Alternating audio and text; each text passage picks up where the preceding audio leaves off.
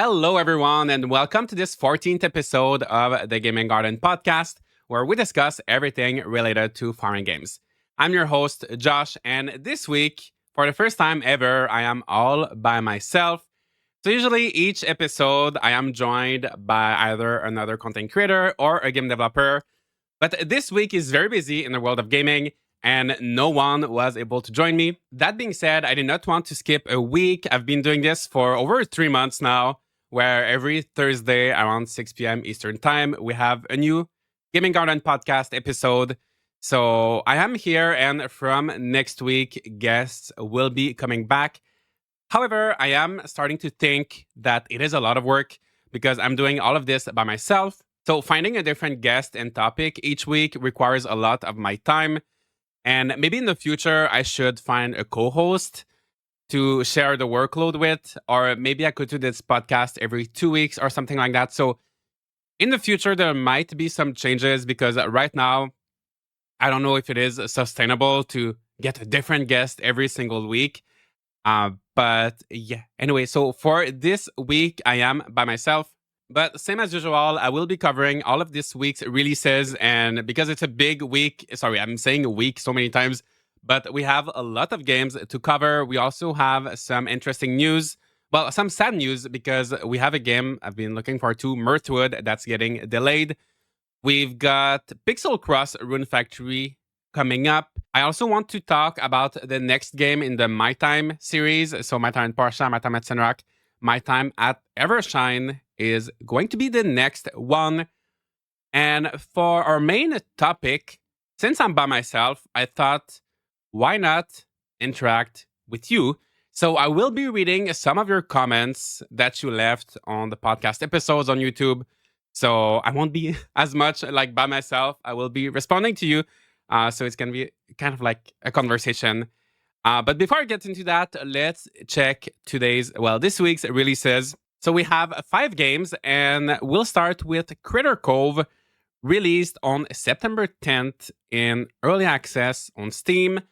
The developers give me access to this game a bit earlier, so I've played it. I'm about 15 hours into it right now. If you've never played it, there is a demo, which I recommend playing. It's a pretty long demo. You can enjoy the first 4 hours of the game, maybe even a little bit more. Some people have played the demo for quite some time.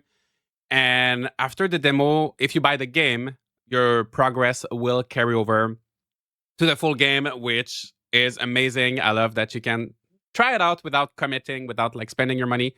And even if you don't buy it, you still get a few hours of gameplay. This game is pretty fun. It reminds me of My Time at Senrak. There's a lot of crafting. You're also kind of rebuilding a city, and mixed with The Legend of Zelda The Wind Waker, because you have a little boat and you explore different islands. There's 6 islands to explore right now. There will be 10 in the full release. So this game is in early access. Not all of the content is there right now, but I think there's about 20 to 30 hours of stuff that you can do. Quite a bit of progress in the main story. And a big thing you do in this game is rebuilding the town. So you will repair shops like a cafe or like a clothing shop, a furniture store. Later, they will add a gym and even more. And you find villagers to work in these shops, and then tourists come to your island and generate some income by spending money at the shops. And it's pretty fun. It's a pretty unique take. Instead of just making all the money by yourself, you actually make it as a community, which I find interesting. And I'm having a good time with this game so far. The only thing I will say is that it does feel I didn't encounter too many bugs, but some features are not very clearly explained. So, for example, I know they're patching and updating the game a lot. So maybe it's already changed, but when I first played, I kept losing money and I didn't know why. And it took me quite a long time to figure out that the person I hired to work at the cafe was actually not really good, and they were burning all of the customers for some reason. And every time it happened, it made me lose $50. But there was no way in the menu to see why I was losing money. It was not tracked anywhere, so I was really confused. And then I had to email the developers, and then they explained it to me. And same, sometimes you can place items in your town that will generate income, statues and toys or attractions that the tourists will interact with. but it's hard to tell which objects, which items will generate income. So I feel like that's my main gripe with the game right now. It's just that some things are not well explained, but I think it is a game with a lot of potential. And as I said, there's a free demo, so I think it is worth getting into it right now. And the developers are aiming to make it so you don't lose your progress in the full game. So hopefully that's going to be the case. I hate restarting in games, but yeah, I've had a good time with Critter Cove. Please let me know if you're watching on YouTube, especially. Feel free to leave some comments. Let me know what you think of this one. Next, we have a Caravan Sandwich releasing for Steam, Nintendo Switch, PlayStation 5 on September 12th. And this episode is releasing on September 12th, but the developers sent me this game early. I'm so lucky. Thank you so much to all the developers that reached out, especially in busy times like these ones, so I could play these games early and share my thoughts about these games with you. So Caravan Sandwich is an open world exploration game. You're on this planet inspired by Provence in the south of France. It's so beautiful. And yes, so you have this caravan, this yellow caravan, and you explore the world. You pick up these little components. You unlock tools for your caravan over time that gives you access to like new areas. And it's really a very chill exploration game. It took me about 7 hours to finish the main story, so it's pretty short. It's not like too short, like a short hike or these other like open worlds that are like very, very, very short. But it's also not like 40 hours like Assassin's Creed or 50 hours, 100 hours. So I found that the balance, like the length of the game was pretty good. And if you want to 100% the game, maybe it's going to be 10, maybe 15 hours, a little bit more. But yeah, I found that driving around was fun. The game was so beautiful. I played it on Steam. Obviously, if you play it on a Switch, it's not going to look as great. But it looked great on Steam. And I don't know, it was just so fun to explore, so relaxing. I like that there's no fall damage. There's no day and night cycle, so it's always daytime, it's always bright. I hate in open worlds when it gets dark and like you can't see what you're doing. It's so annoying. Also, the world is not too big, so it's so easy to go from one place to the next with your car. I like that there is no stamina, so you don't like run out of stamina when you run.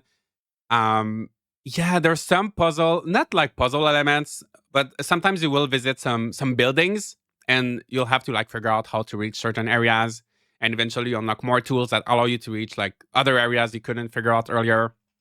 And it's a very so chill. I know I'm repeating myself, but it's a really fun open world if you're looking for like a shorter, very casual, very relaxing. There's no health, as I said, no fall damage, no penalties. If you want like just a good time.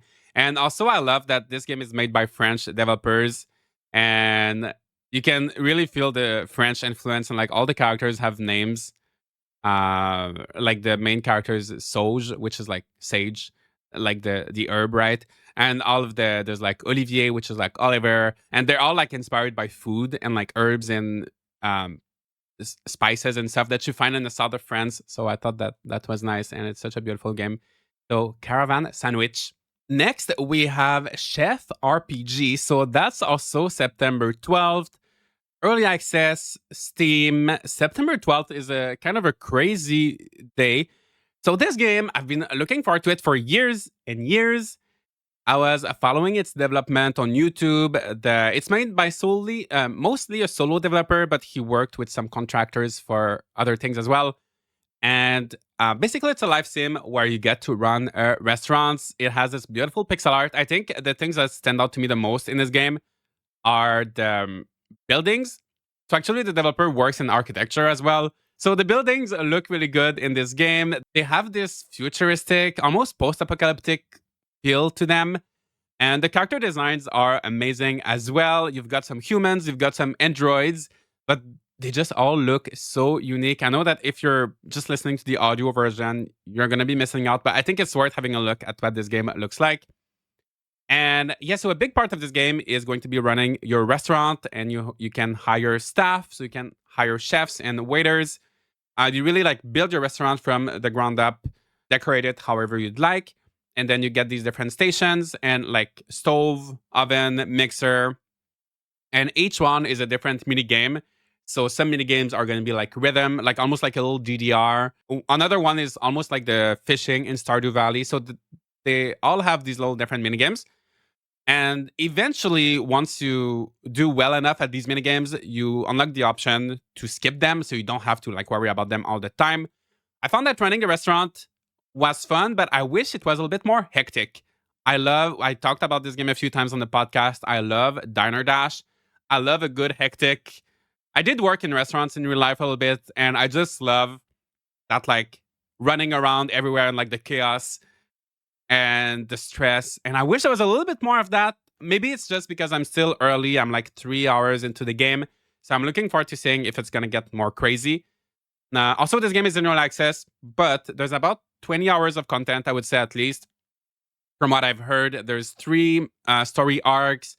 There's 2 restaurants to run. There is quite a bit. Yeah, I'm enjoying this game. The only thing I will say is that I got stuck 2 times where my character couldn't move, and I had to. Fortunately, there's a save. You can save at any time, so you can save, and then you can quit the game and come back. And there's also lots of autosaves. So in either way, I didn't lose any progress. So they were not like game breaking or catastrophic bugs. But I'm really, really enjoying this game so far. I feel like I need to play it more to have like a proper opinion on it, because the first 3 hours were great. After 10 hours, maybe my mind will change. But so far, it's a good time, and I can't wait to play it more at the end of the week and maybe next week as well. Next, we have Reka. So this game also released on guess which date? September 12th for Steam in early access. I feel like if I was one of these developers, I would have changed, like, just change the date. 2 mini games on the same day, but this one is called Reka, and it's a perfect game for fall. So you're this witch, and you get to this village where you meet an old woman who's she's Baba Yaga, you know, that classic Slavic folklore witch, and she has so she kind of teaches you magic, and you have this big chicken, huge chicken, and you build a house on top of the chicken. So it's very interesting. I'm only like 2 hours into the game right now. I got to play it a little bit early. I found that the game was kind of demanding. I felt like it was running maybe a little bit sluggish, a little bit slow, even on my computer, which is like usually I never have any performance issues with any games. So considering that it is in early access, I hope that will get improved. And I think there's about 6 to 8 hours of content right now. It's the first few chapters. So if you want to play through the whole game, you won't be able to like finish everything. But so far, I love the. I don't know if I said that already. It has like really strong fall vibes. It's not like spooky, but you got all of these orange leaves. You know, there's still like the witch theme. You've got these crows. I love how if you're watching the footage right now, you're actually picking up items with crows instead of you like summon these crows that pick up things for you. And I love the magic. And yeah, I can't wait to play more of this game. It's very interesting. I think it's quite early in the process. Whereas, like, for example, if you get Critter Cove in early access, you have our Chef RPG, quite a lot of content. This one is going to be on the shorter side for now, but I am excited to see where it goes further along in development. All right. Next, we have a Garden Witch Life, which released once again September 12th. And this one's for PS5, Switch, Xbox Series X and S, and Steam. And this game used to be called A Garden Witch's Life, I think. And I hated that title. And now they changed it to Garden Witch Life, which I think is easier to say. So I like that. So this game looks very cute. I played the demo last year. Unfortunately, I had a really tough time with the demo. It just felt so clunky. I remember it's been a while. I don't like. I felt like nothing stuck. It was not like memorable. I don't remember like any like good moments with that game. Unfortunately, it was just very clunky. But I will give it another chance. We talked about that on the episode last week with the Artsy Gamer. I feel like, you know, the purpose of a demo is to make you hooked to the game. So if you have a demo or like the experience I had with that demo, that the game is just not ready, I don't get the purpose. You like, I feel like you shouldn't make your demo if your demo is not ready. It's kind of like, if you go to the grocery store and they give you like samples of the food. Can you imagine if you went there and they give you the samples before the product was all actually like finished, like actually like a half-baked product literally, or they're still like trying to figure out the recipe. So you taste it doesn't taste good, and of course you're not gonna want to buy the product, right? So I feel like it's kind of the same. A demo should be, it doesn't have to be like 100% finished, but it should be in a state like a little simple, right? It should be a sample of the game, a small portion that actually feels complete, where you can get the full flavor of the game. But there was not too much flavor in that one. It was a bit bland and buggy. So I will give it a try. But I'm curious to know, because I know I've heard other people played it and enjoyed the demo. But yeah, so this is releasing on September 12th, and with all of the games that are, there's a lot of competition, right? So it's hard to justify spending time on a game you're not too sure about. But I will try it for you guys. I will stream it and play it and check it out. So these were all of the games that released this week that I had an interest in. There's so much, it's just so many games. But now it's time to interact a little bit. I will be reacting to some of your comments that you left on previous episodes of this podcast. So first up, we have Miggy Monkey, who said, so this was on the episode of last week. This might be a hot take, but I think Fields of Mistria not having a Discord is a smart move. People could get rabid and intense. I need my focus and peace of mind. And this is something I brought up in the episode last week. And I just wanted to like reinforce and mention it again, because most game developers nowadays have their own Discord where a community can post bug reports, which is great, feedback, chat about the game. But Fields of Mistria, they don't do that. They don't have a Discord. And I think it is a really smart move, because I know that for me, if I'm creating something, I mean, I do have a Discord for my YouTube channel, but it is different. It's mostly just for people to chat about games. But if I am, some of you know already, I am working on a game behind the scenes, but I won't tell you too much about it for like a little while.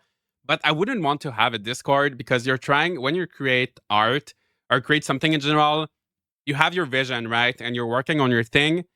And I can't imagine the distraction of having people telling you, oh, I want this, I want this, I want that. Oh, you should change this, you should change that. And you're just like focused on like trying to do your thing, and you get distracted. And then there's people like making you doubt like what you're doing.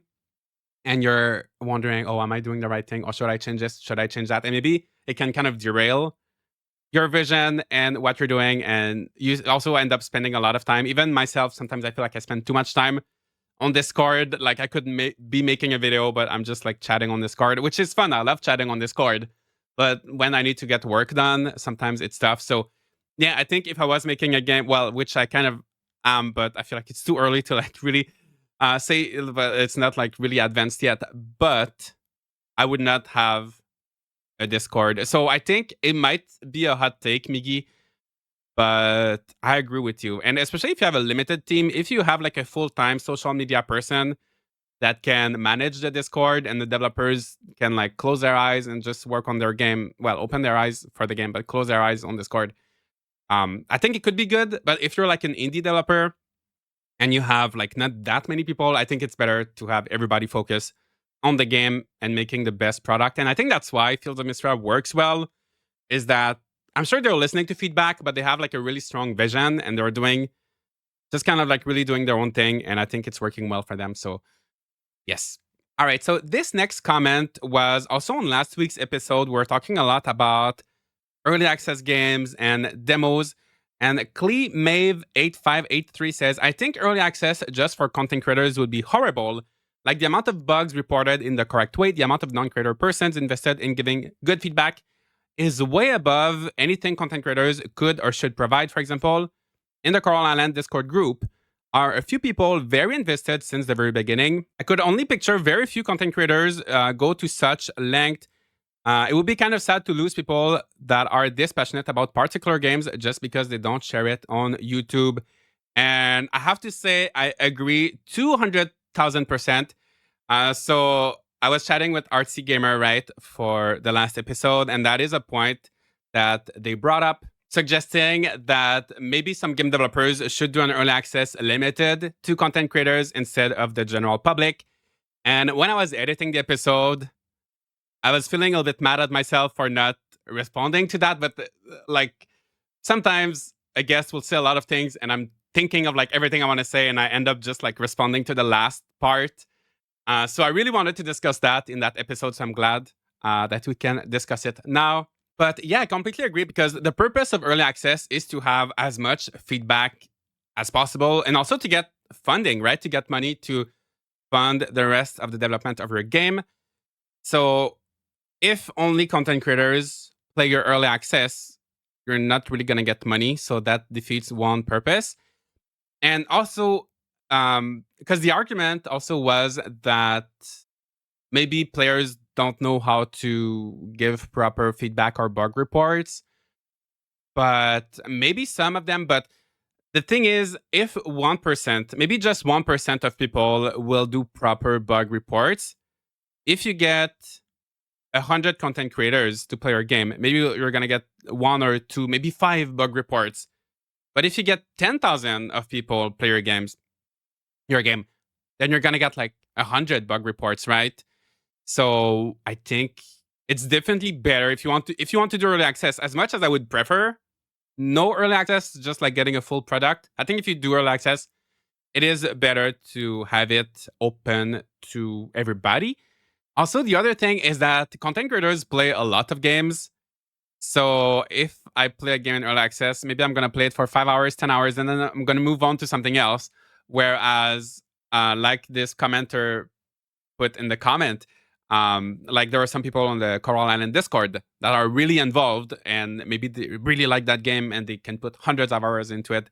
So yeah, I do think that early access should be available to everybody. That being said, when I receive a game as a content creator, if I receive a game early, like a week early or even a month early or whatever, to prepare video, prepare content, so that when the game comes out, you guys can know about the game and I can give you information about the game, I think that's a different thing. So I agree with content creators receiving the game early if it's for the purpose of giving the public the information. But if the developers want feedback, yeah, I think it should be for everybody.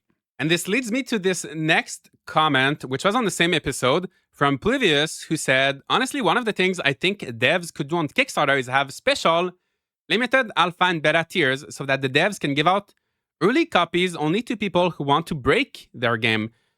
Each backer survey with this tier should come with basically an application that if they obviously just want the game early, it kicks them out to the normal tier because this is the you volunteer for us tier. So basically, this is suggesting that because like we were saying, not a lot of people were reporting bugs. So to get like a little survey or something to make sure that if you want to report bugs and get invested, you will join early. If not, you'll have to wait like early access with the general public.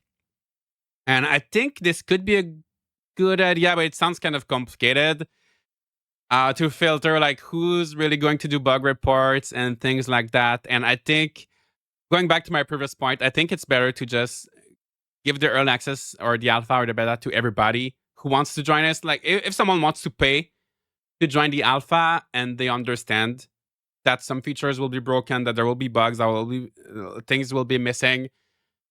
As long as they understand that and they want to pay for it, I don't think anyone should be obligated to fill up bug reports, right? As much as it is amazing for the developers if they get a lot of bug reports, I don't think we should like obligate, like force people to fill out bug reports. If they want to buy a game, I think they should be able to buy it. So yeah. Next, we have Jenny Pie, who said, can we please have this release earlier in the day, like around 12? I don't want to wait too long. So this is about the podcast. So the podcast is premiering on YouTube at 6 p.m. Eastern time each day. Wait. Each Thursday. And so usually I record on Wednesday and then I edit. And then by Wednesday night or Thursday morning, I will upload it on YouTube. And then you're going to see it on your homepage, but you won't be able to watch it until 6 p.m. And then everybody can chat together during the premiere. So I know it can be frustrating to see it on your homepage. You know the video is all done. You know you can watch it, or you can't. You know it's ready, but like you can't actually watch it. So I know how it can be frustrating. But the reason why I'm releasing at 6 p.m. and not earlier in the day is because, like I said, I am recording on Wednesday. It's also a lot of work with like finding a guest every week, as you can see today. No guest. So it is a lot of work, and that's why I put it at 6 p.m. It's the end of the day. Whereas if I were to upload at 12 or earlier in the day, then I would have to do like everything earlier, and it would be like a lot more stress. So that's why I do it at 6 p.m. And then if I release it earlier, I like that it's always the same time every week, so people know when to show up and they can chat. Whereas if I were to do it, oh, 1 week, it's the video is done early, let me do it at 1 p.m. People will expect they will show up at 6 p.m. and miss on the premiere. So that's why I try to do it at the same time every week. Sorry about that. I'm sorry for the wait, but yeah, 6 p.m. every week, Eastern time. I'll be there. Next, we've got Sarah McMahon 3247. This comment was on the video with Nintendo Talk about our gaming regrets. She says, I really love the Doraemon Story of Seasons games. It would be amazing if we got a Rune Factory or mainline game with the same art style. It's such a shame it's only being used for Doraemon. The first game is such a grind fest, though. I remember spending an extra 50 to 60 hours after completing the main story just to finish all of the character events. Yes, I love the Doraemon games, the first one and the second one. But yeah, the first one was just so grindy. I never finished it, especially because the first one was not only like super long, it was so tough to know when to trigger. I had to like follow a guide to know when to trigger the specific events and like where to go. It was like really tough to like organically like progress in the story. Such a good game though, and both have such a beautiful art style. These games, the thing that's different with these spin-offs is that they're done by Bandai Namco instead of Marvelous. So it's like a completely different development team. I love this art style though. I completely agree. I would love to see a Story of Seasons game or Rune Factory or any like with this art style. It has these beautiful watercolors. It's very beautiful. I hope we'll get a third Doraemon games. It seems like they're doing pretty well, so I would love to see a third one. And overall, I would say I would love if Marvelous tried more different art styles with their games. I know that with Rune Factory Guardians of Azuma, they're doing something a bit more different, like maybe along the lines of like Genshin Impact. But I feel like with their Story of Seasons games, they don't change the art style too much. I would love to see like something completely different. I would love, yeah, just to see them like experiment a little bit more with art. Kind of like what they did when they did Tree of Tranquility, Harvest Moon, Tree of Tranquility, and Animal Parade. Like these two games were so different. I would love to see them experiment a little bit more. Next, we have Whatchamacallit, who said, look, I respect you both. This was on the same episode with Nintendo Talk. I respect you both, but I will defend Ever After Falls with my life. I love the fishing minigame, love the combat, love the automation, and love that it has local co-op. Co-op is amazing. There's not that many games, foreign games, especially with like local co-op. So I do have to give some points to the game for that. I did not dislike Ever After Falls. Like the only thing, the fishing, I kind of had some issues with it. Overall, it's a good game, but for me, it just didn't do different enough to like really grab my attention more than other games. But honestly, I love that you're loving it. I love when, even though there's a game I don't like particularly, I'm not like a big fan of, I like when other people can enjoy it, right? So one game I really had a hard time with was Hoko Life. But I know some people are loving it. So I love that we can, disagree on some games. I love a game that you dislike. I dislike a game that you like. Sometimes some people get so mad when you dislike a game that they like. For example, if you dare to say that you don't like Stardew Valley, you're gonna get an army of people like with their torches, their pitchforks and everything ready to do some very bad things to you. No, but like seriously, some communities are like really intense at protecting their games, but in the end, they're just games, right? They're just games. It's totally fine to dislike a game, or to like a game that no one likes or whatever. So I know I'm getting away from I know the comment was just like a funny comment, but sometimes people get so angry, like when you disagree with their games, and I find it a little bit ridiculous. And our last comment is from Meduko-chan, who said we were talking about the My Time games. It was on the same episode with Nintendo Talk, I'm pretty sure. Just a quick note, Project Me is no longer a mobile release due to their funding partner withdrawing. So they will most likely go to the PC and console release route. It might even end up on Kickstarter. I'm shortening the comment a little bit. Personally, I loved Senrock on PC, and I was feeling both guilty and happy when they announced that Project Me will no longer go to the mobile route. So if you missed it, so Pathia Games, they did My Time at Porsche, My Time at Senrock, and then a while ago, like 1 or 2 years ago, they announced Project Me, and it was supposed to be a mobile game. But now, as Meduko-chan pointed, their funding partner pulled out from the deal, and now they're going to do their own thing, and they will pivot towards what they've been doing. So it's going to be Kickstarter, it's going to be mostly PC, and eventually consoles. And we actually do have more details about that game now, so we will segue towards our news segment. So they've announced, like a few weeks ago, maybe last week, that their next game is going to be called My Time at Evershine. So My Time at Porsche, My Time at Senrock, My Time at Evershine. And it looks very interesting. We only have the logo, the art, like the banner of the game. There's 1 or 2 screenshots as well. But so far, it seems like they're taking a much more realistic approach. They're definitely taking a different direction with the art style, which I don't mind that it is different, because I feel like the art style of these games were very divisive. Some people hated the art style, other people loved it. So I feel like they want to do something a little bit more mainstream and maybe like next level in terms of like graphics and performance. One thing about this game, so the logo looks beautiful. The banner, like art, looks beautiful. But one thing that a lot of people have pointed out, and the developers have also admitted, is that there is AI in there. So they drew a sketch, like the base of it. They drew it manually with their artists, and then they used AI to add in some details and modify certain things. So if you have a closer look at the picture, I won't go into details, especially like for our audio listeners. It's not going to be the most interesting. But the developers have actually admitted that they used AI, but that most of it was done with their artists. However, there was like pretty strong backlash. So hopefully in the future, everybody has a different opinion on AI, but I love when I play a game to know that a human thought of every little thing. I love to see the passion. I love to see the attention to detail in the universe that the developers are creating. So I have no interest in playing a game that's being developed by AI, even if it's just like a small portion. So I think with the feedback that they got, they will stop using AI. At least I'm hoping.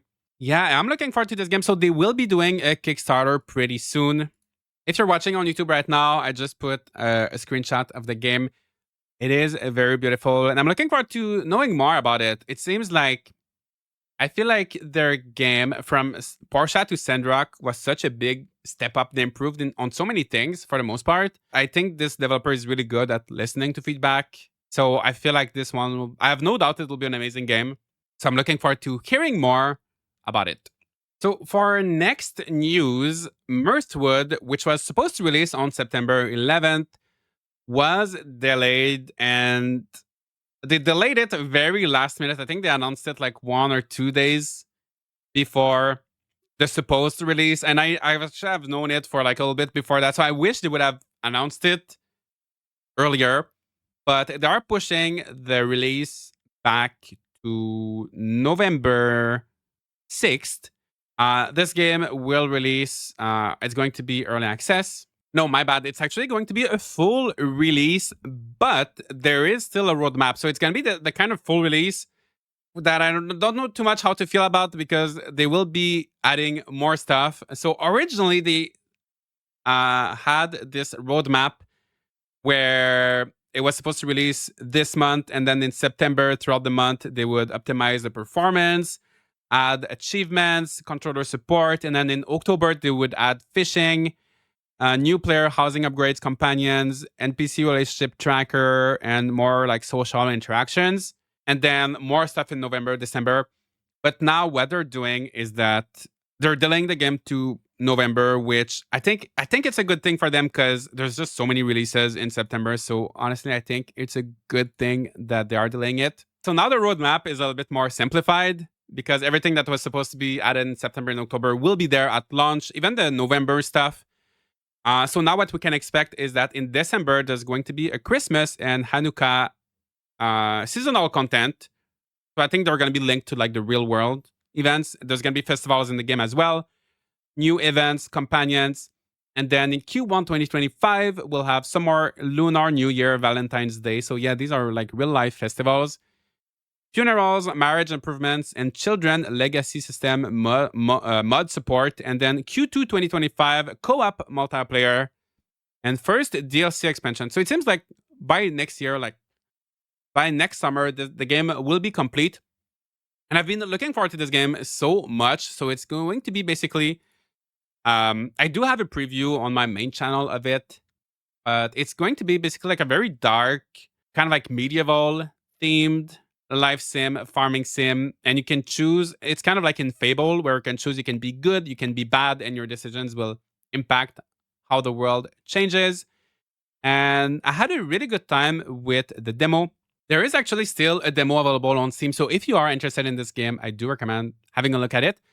But overall, I am happy. I'm fine with the delay because it makes the roadmap a lot. There's going to be a lot more at launch than if we had played it now. And maybe if we had played it now, people would have been disappointed because of the bugs or missing features. So I'm glad that there's going to be more stuff in the game when it launches. And I feel like November might be a little bit more quiet in terms of games, or maybe there's probably going to be more announcements and games releasing then. Yeah, so November 6th, Mirthwood. And last but certainly not least, we have Pixel Cross Rune Factory that just got announced. It will be releasing in 2025. We're also going to have Rune Factory Guardians of Azuma in 2025, so it's going to be the year of Rune Factory.